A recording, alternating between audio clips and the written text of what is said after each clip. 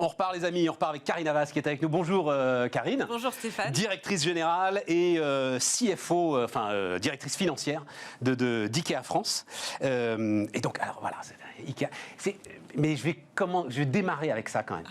Mais non, mais... J'ai hâte. Il n'y en a pas beaucoup des marques comme IKEA. C'est-à-dire en termes de...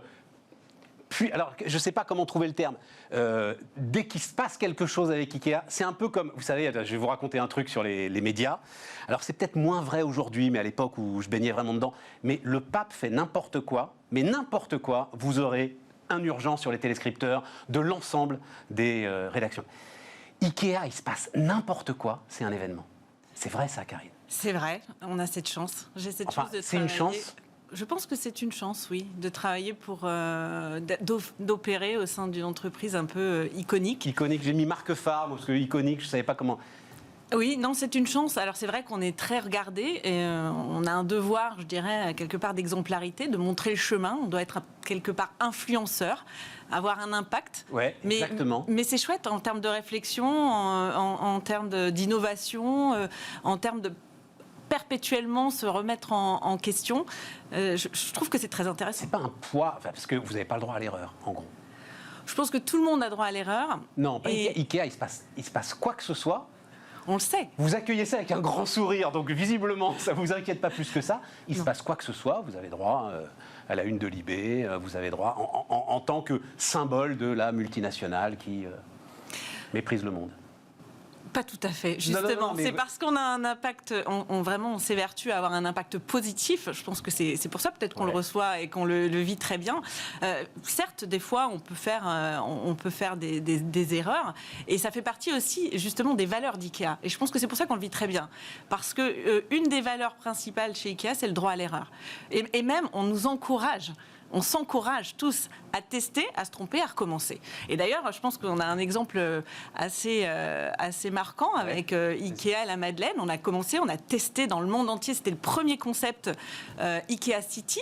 D'ailleurs, à l'époque, ça ne s'appelait pas IKEA City parce qu'on cherchait encore la bonne dénomination. Donc, c'était quoi l'idée? Enfin, je ne sais pas si on en parle au passé d'ailleurs, mais c'était quoi l'idée? C'était de rentrer en centre-ville avec quelque chose de plus petit, en fait. Exactement, bien sûr, parce qu'on ne peut pas comparer 30 000 mètres carrés en périphérie en Île-de-France avec 5 000 mètres carrés en plein centre de Paris, notamment à la Madeleine. Donc l'idée, c'était d'être plus proche des citadins, d'avoir une offre adaptée aux citadins. Et d'ailleurs, on a écouté les citadins.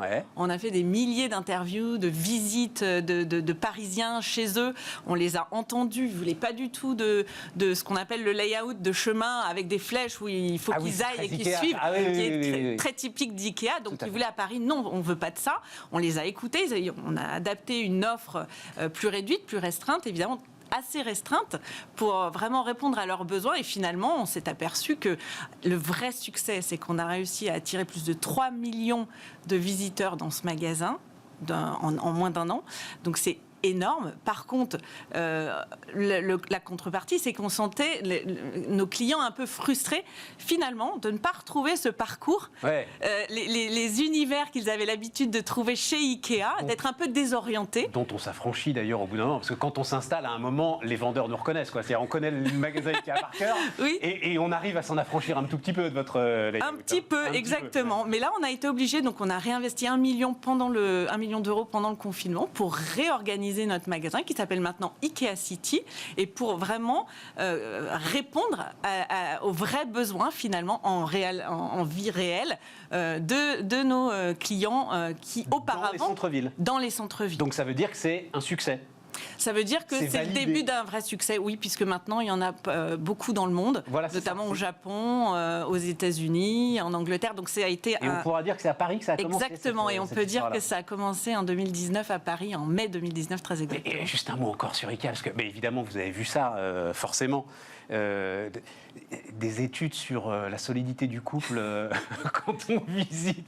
Non, mais c'est vrai, quand on visite des magasins IKEA. Alors, je ne sais pas si c'est une rumeur ou en tout cas si c'est vrai. Par contre, je crois que c'est assez sérieux. Je pense que c'est assez sérieux. Maintenant, je vais en profiter pour dire que c'était avant la digitalisation accélérée d'IKEA et que maintenant, grâce à l'application Shop & Go, on scanne nos articles. Donc, monsieur est très content. On fait un tour si on veut très rapide du magasin, Ouais, c'est ça. on scanne le QR code et on sort avec les articles sans faire la queue. Donc je pense que maintenant on pourrait refaire une étude et je pense qu'elle serait très intéressante. Pardon hein, Karine, mais tout ça, ça nous fascine et puis on a vécu dedans, quoi. Et sur les modes d'emploi, parce que je les ai toujours trouvés absolument géniaux, moi. Ouais, alors exactement. J'ai jamais eu de sujet avec ça. Non. Et pourtant... Et ce qui fait notre succès, et c'est là où je pense on a beaucoup plus...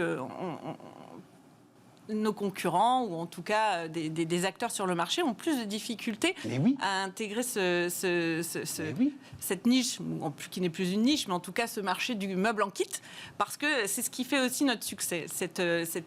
Alors c'est long. C'est pour ça qu'on propose aussi des services d'assemblage de meubles, pour ceux qui ne veulent pas le faire.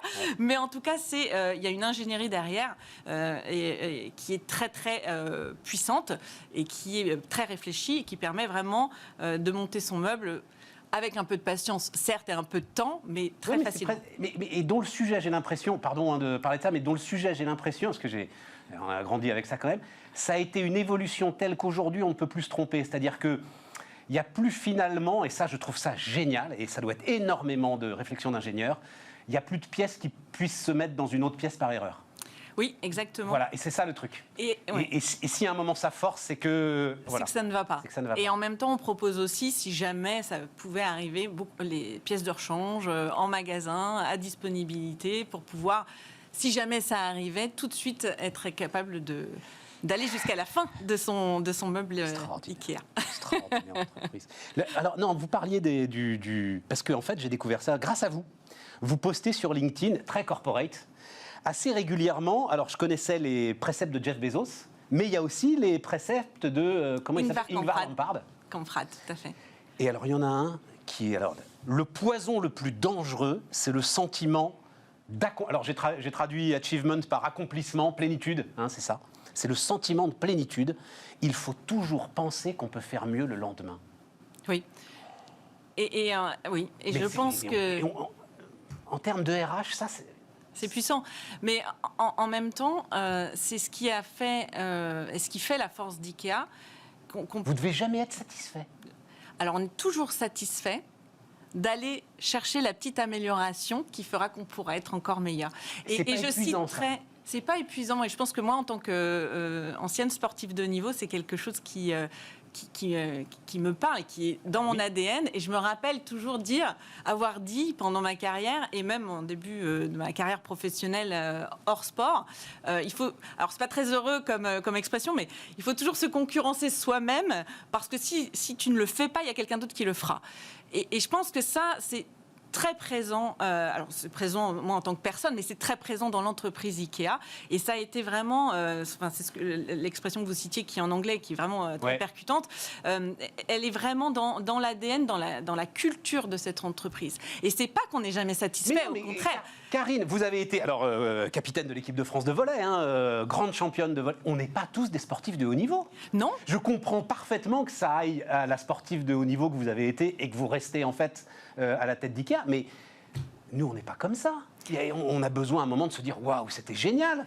et puis de se reposer sur ce qu'on a fait. Mais vous avez raison.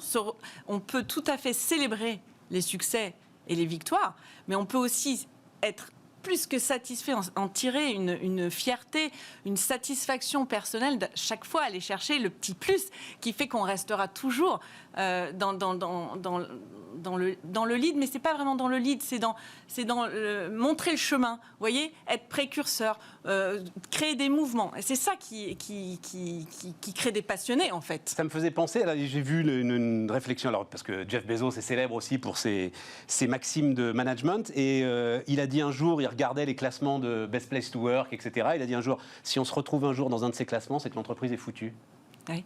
Mais vous n'êtes pas d'accord avec ça, puisque vous y êtes dans ces classements, justement. Dans les classements. Bezos dit, si un jour on considère que Amazon est une best place to work, alors Amazon est foutu. Ah non, alors là, c'est pas du tout notre point de vue. Pardon, j'avais pas compris. Je me doutais bien que... non, alors pas du tout. Là, pas du tout notre point de vue. Non. Il faut être best place to work. Oui. Et c'est compatible avec l'ensemble de ces engagements, là, de cette espèce de... Bien sûr, mais quel est le salarié, le collaborateur qui est le plus heureux ? si ce n'est pas celui qui a le sentiment de participer à quelque chose de grand, de participer par ses actions à améliorer un ensemble. Je pense que c'est ça, en fait, la clé. Et vous voyez, on a eu, pendant le confinement, justement, une étude qui est sortie, qui a été publiée par EY Parthénon, il me semble. L'entreprise Ikea France, deuxième meilleure entreprise aimée par les salariés. Et vous voyez, donc ça c'est pas antinomique. De toutes ces études, moi, Karine. Tout à fait. Bah, on peut prendre, on peut pas prendre. Par contre, il y a un taux d'engagement de nos salariés de 82% qui est pratiquement 10 points au-dessus du marché, des taux de standard du marché. Donc après, on peut prendre, pas prendre, peu importe. Mais je pense qu'il y a vraiment, c'est pas antinomique. On peut être bien où on est parce qu'on a cette liberté de créer. Parce que c'est aussi ça, en fait. Le fait de toujours se challenger, ça veut dire quoi? Ça veut dire que pendant la période Covid, par exemple, pendant que tous nos concurrents, ou la majorité de nos concurrents étaient ouverts parce qu'on avait cette limite de 20 000 m² et que Ikea était le seul avec 2 magasins, excepté 2 magasins fermés au public, administrativement au public. C'est ce qui a fait qu'en 5 jours, par exemple, l'équipe de direction de Montpellier, mais 9 magasins, ont ouvert ce qu'on appelait Covid Pop-up Stores, ouvert au public sur 300 fois moins de surface que son magasin qui était fermé et qui s'est... Ils ont décidé ça tout seuls. Alors évidemment, on les a accompagnés. Oui, mais l'initiative, elle vient du terrain, si on faisait ça. Oui, exactement. Et pendant le premier confinement, on a eu un collaborateur qui était, je crois qu'il travaillait au service clientèle, qui a créé une application pour nous permettre de faire du click and drive safe sur rendez-vous pendant que tout était fermé. Là, c'était le premier confinement, on était vraiment sous restriction forte. Donc voilà, c'est ça. Voilà, donc c'est ça Ikea. Alors oui, c'est vrai, on se challenge toujours, mais c'est ça qui permet de faire émerger des innovations. Et c'est ça Ikea ou c'est ça, c'est-à-dire le rôle de la directrice générale là-dedans? C'est-à-dire vous mettez dans un moule qui est ultra formaté, un peu en mode Amazon, c'est très intéressant. Voilà, il y a un moule défini d'entreprise, c'est comme ça que ça fonctionne et c'est très efficace. Ou est-ce que vous gardez une dose d'autonomie? Il n'y a pas de réponse. Je pense que la réponse, elle est un petit peu au milieu. Oui, il y a une vraie culture, de vraies valeurs auxquelles on adhère ou pas. C'est ça. D'ailleurs, on dit souvent, on dit souvent qu'au bout de 6 mois, après 6 mois d'IKEA, tu quittes ou tu restes à vie. C'est les rumeurs dans l'entreprise IKEA. En tout cas, c'est vrai que la culture et les valeurs sont tellement fortes que de toute façon, il faut les incarner. On se doit de les incarner, on se doit d'y adhérer parce qu'on la vit ou pas. Ah, mais je comprends. Et ensuite. Par contre, il y a un fort degré d'inclusion, d'acceptabilité. Tu es qui tu es, tu viens comme tu viens. Il n'y a aucun code, que ce soit social, de dress code. Il n'y a pas de code.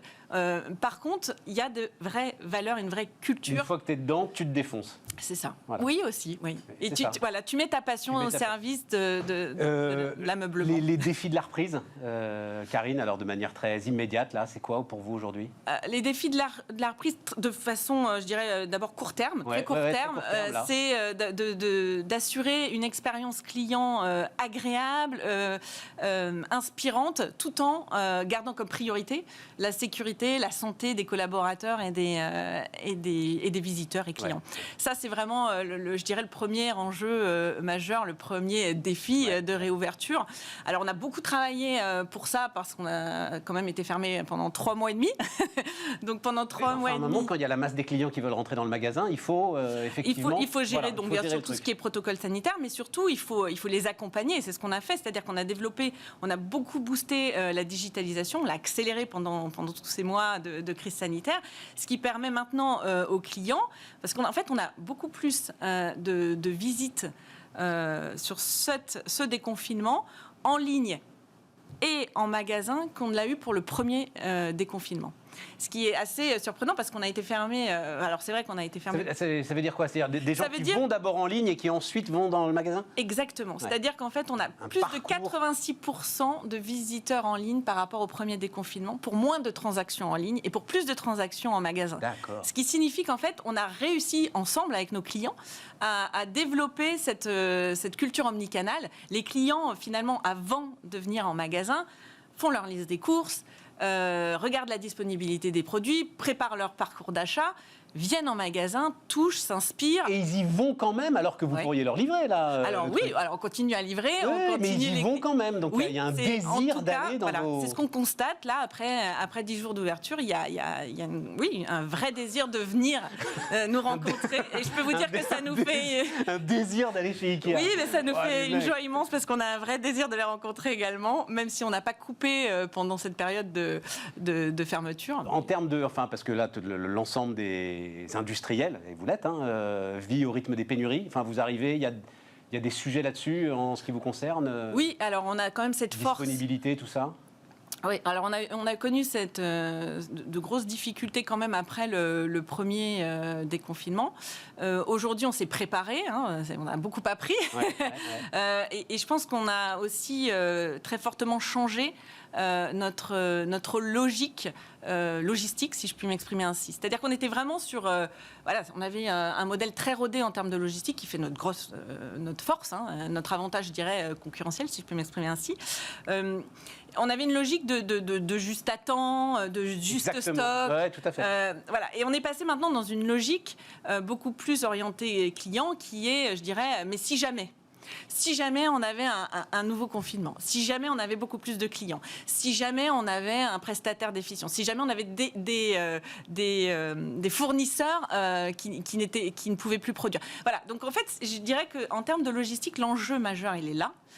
Il est de pouvoir faire cette balance entre un modèle, je dirais, plutôt économique, c'est-à-dire que juste à temps, juste stock, qui avait une puissance économique et qui était éprouvée, ouais, à un modèle beaucoup plus management du risque et des opportunités. Et ça, c'est important, je pense. On est vraiment passé dans une logique d'opportunité. Et c'est durable, à votre avis, Karine? Je pense qu'il faut trouver la balance. C'est une révolution. Tout à fait. Mais on s'adapte à l'environnement instable, au pic, au down, etc. Mais c'est vrai qu'il faut trouver maintenant l'enjeu majeur, pour répondre à votre question, c'est vraiment de trouver cet équilibre entre le modèle économique, le modèle de gestion des risques et des opportunités. Mais c'est certain que par rapport à avant, on ne peut pas se permettre de laisser une opportunité filer. Une opportunité, c'est quoi? C'est un client qui veut acheter quelque chose? Oui, c'est une demande, c'est une vente ratée. C'est ça, parce qu'en parallèle de ce que vous décrivez là, les clients sont de plus en plus impatients. Alors oui, les clients sont de plus en plus impatients. Il y a effectivement un nouveau modèle de consommation qui s'est installé. Je veux tout de suite, quoi. Et si je ne l'ai pas tout de suite, je vais aller le chercher ailleurs. C'est évident. C'est évident. Ceci étant, il y a quand même une tolérance, je dirais, de la part du client. Alors c'est toujours pareil, si la livraison respecte une certaine norme en qualité de développement durable, ouais. Si je suis livré en électrique, si on me prévient, il y a quand même je pense pas qu'il y ait une zéro tolérance. Malgré, alors parce que c'est là-dessus que je veux finir, je suis frappé par la concurrence qui est en train de naître partout, c'est-à-dire la digitalisation, pour le coup, des modes de fabrication, des modes de vente et tout, fait jaillir du côté du meuble des choses mais vraiment passionnantes, intéressantes, des jeunes entrepreneurs qui partent, les barrières à l'entrée se sont quand même effondrées. Il y a une nouvelle concurrence là pour vous aujourd'hui qui va peut-être nécessiter plus d'agilité, plus de créativité? Non, je pense que je vais revenir à mon discours du départ. C'est-à-dire c'est-à-dire que on se concurrence soi-même avant de laisser l'opportunité à d'autres de nous concurrencer. Mais au-delà de l'aspect concurrentiel, je pense qu'on a vraiment de vrais atouts chez Ikea. Ah non, mais ça, je vais pas... Évidemment. Qui font que notre modèle maintenant omnicanal... il peut largement lutter contre un modèle digital. Et je pense que maintenant, on a cette complémentarité qui est, de notre point de vue, indispensable entre les points de rencontre physiques, qui sont maintenant variés. Parce qu'on a, je vous donne un exemple, pour le marché francilien, on a 7 magasins en périphérie qui sont avec des surfaces de plus de 30 000 m², qui sont là, qui vraiment inspirent nos clients, où là on peut vraiment leur donner des solutions simples, par exemple pour vivre de façon saine, durable dans leur quotidien. On a un magasin qui est spécialisé cuisine en petite couronne. Nous avons Ikea City qui permet vraiment de répondre aux besoins des citadins. Nous avons bientôt, et alors quelle fierté, fierté, ouvrir Ikea Décoration le 23 juin rue de Rivoli, où là, nous allons vraiment répondre à une demande très présente des Parisiens en termes de décoration et Donc, cette capacité. Ce que vous dites, c'est la multiplicité des formats, en fait, permet à chacun de et le e-commerce. trouver, et le e-commerce permet à chacun de trouver... Exactement. Et cette complémentarité, je pense qu'elle est essentielle et qu'elle ne peut pas être que digitale, mais elle est vraiment omnicanale. Merci Karine. Merci Stéphane. Karine Havas, donc la directrice générale, Managing Director, c'est ça le titre exact, hein, oui, voilà. CFO. d'IKEA en France, était notre invitée sur Bismart.